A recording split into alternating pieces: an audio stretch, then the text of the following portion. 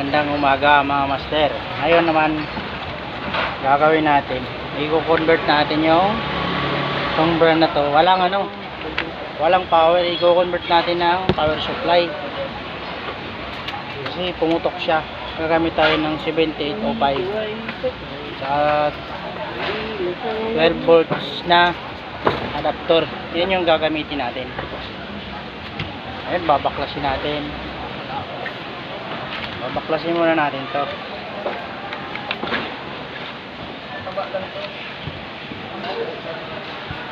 Pinaklas ko na to. At tanggalin natin to. Sira yan eh. Sira yan at saka yung nandito na. Master Larry. Oh. Parehas hindi. Parehas yan. Oh, parehas. At tanggalin natin to. Pag nagkasya ang ballpen ko, kasya na yan. No? Ano kasya ka eh? 35. Kailangan tanggalin yun. Kasi dyan mo ilalagay yung yung regulator na 7205.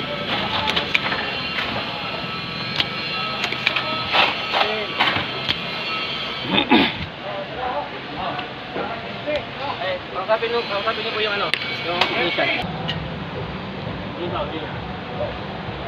Sa inyo lang yan. Sa yung basya.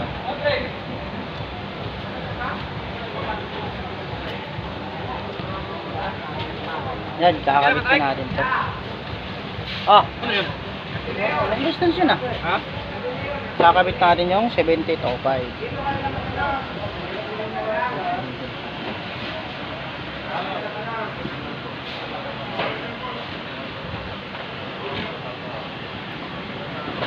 Kailangan hanapin nyo yung 12 volts. Doon may lalagay yung sa 72.5. Kasi kung saan baka mamaya, saan kayo makarating. Susunogin lang din yung board nyo.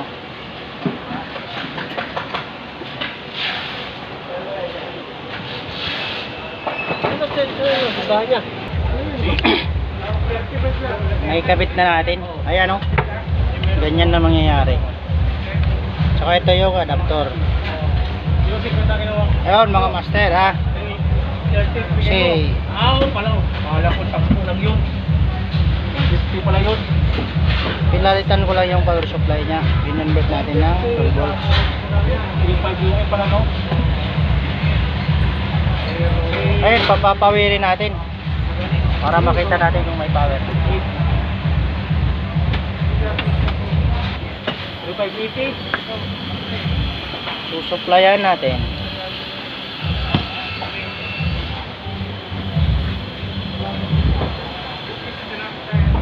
Sana magka-power na to.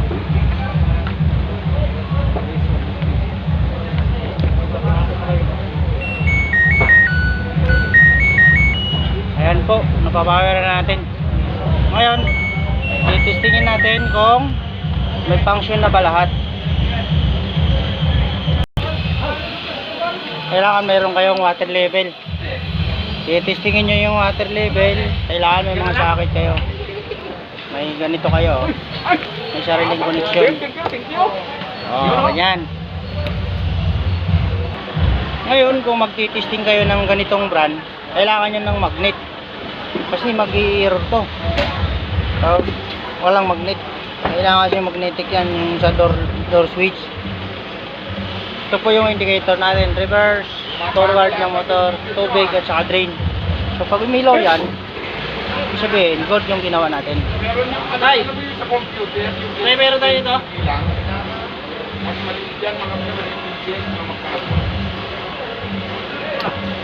Naksak na natin yung water level, paggaganahin natin. Ayun, umilaw na po. Ibig sabihin, may function yung motor. Ayan, reverse forward.